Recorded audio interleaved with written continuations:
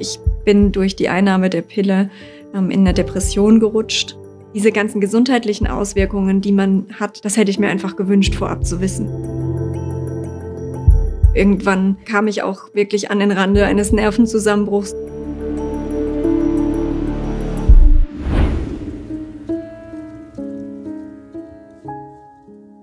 Ich bin Lisa Stober, ich bin Zykluscoachin und helfe jungen Frauen mit meinem Coaching dabei, Achtsamkeit bezüglich ihres Zykluses in den Alltag zu integrieren.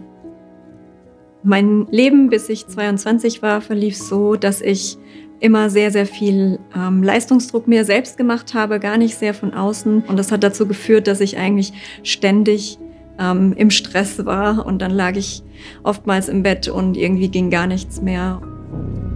Ich wollte schon zu der Zeit die Pille absetzen und habe gesagt, ich möchte es nicht mehr. Ich möchte wieder ich selbst sein. Irgendwas stimmt mit mir nicht. Mit den Stimmungsschwankungen und diesen extremen depressiven Phasen, die man hat, das ist ja nicht normal.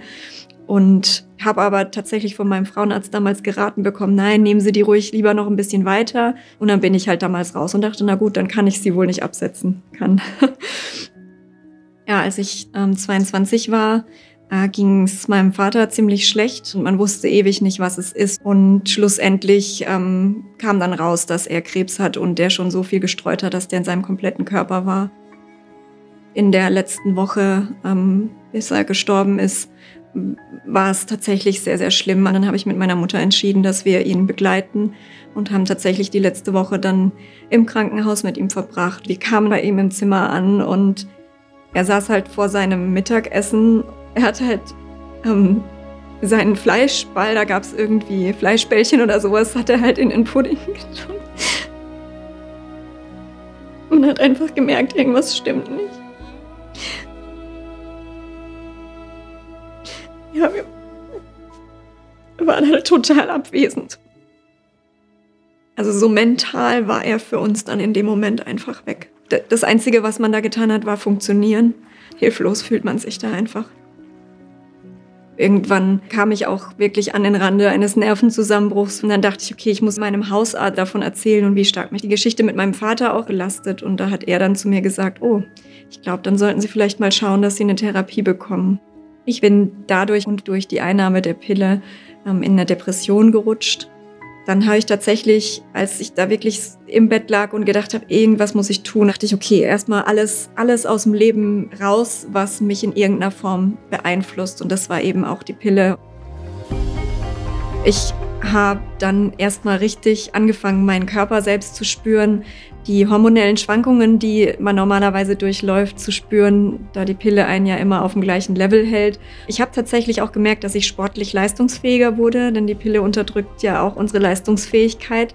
Ich habe tatsächlich auch meinen Babyspeck verloren, also inzwischen bin ich total zufrieden mit meiner Figur. Das war auch echt ein Effekt, der daraus resultiert hat. Und das war der Punkt, wo ich gedacht habe, ich möchte da mehr drüber wissen. Ich möchte das kennenlernen. Der Frauenarzt, der geht auf Zyklusachtsamkeit überhaupt nicht ein. Der Frauenarzt schaut nur, ob die Organe in Ordnung sind. Das war's. Ich habe insgesamt 13 Jahre die Pille genommen. Und als ich die abgesetzt habe, ist mir erstmal klar geworden, dass ich eigentlich diese ganzen 13 Jahre nicht wirklich ich selbst war.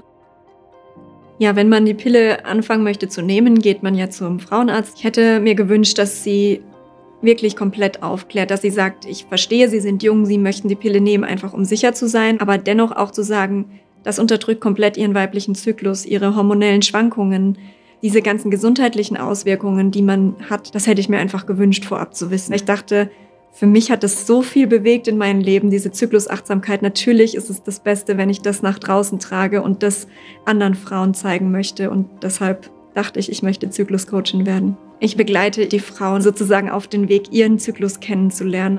Die Gesellschaft sollte auf jeden Fall so weit kommen, dass der weibliche Zyklus einfach ganz normal ist und dass niemand mehr Angst haben muss, auf der Arbeit zu sagen, ich bin heute nicht so leistungsfähig, ich habe meine Tage. Wir sollten hinkommen zu dieser Sichtweise, dass es was Wunderbares ist, was mit uns passiert. Denn dadurch, dass wir diesen Zyklus haben, können wir Leben erschaffen. Grundsätzlich kann man die Zyklusphasen tatsächlich sehen wie die 4 Jahreszeiten. Also wir gehen sozusagen vom Winter in der Phase, in der wir menstruieren, in den zyklischen Frühling über. Das ist die Phase, in der wir wieder Lust haben, ein bisschen rauszugehen, in der das Östrogen ansteigt und wir einfach mehr Energie haben. Um den Eisprung rum ist dann die zyklische Sommerphase und so wie im äußeren Sommer sind wir da halt total outgoing. Wir haben mega viel Energie, wir können total viel leisten und das ist dann die Phase, wo Östrogen am höchsten Punkt ist und wenn Östrogen wieder abfällt, kommt eben im zyklischen Herbst die Phase, in der man wieder ein bisschen mehr zu sich kommt, ein bisschen nach innen kehrt und im zyklischen Winter, da fängt der Zyklus dann von Neuem an, sind wir dann eben wieder am Bluten. Dieses Wissen über den Zyklus kann so sehr helfen, das Selbstbewusstsein zu stärken. Denn wenn ich weiß, okay, ich bin jetzt in meinem zyklischen Herbst, es ist eine Zeit, da bin ich nicht ultra selbstbewusst, weil mein Östrogen einfach weg ist, dann kann ich damit umgehen. Das ist, glaube ich, die größte Stärke, allein das Wissen. Die Welt kann von mir lernen, dass es nicht schlimm ist, nach seinem Zyklus zu leben und offen damit umzugehen. Und sie kann von mir lernen, dass du das Schönste aus deinem Leben machst, weil du weißt nie, wie lange es geht.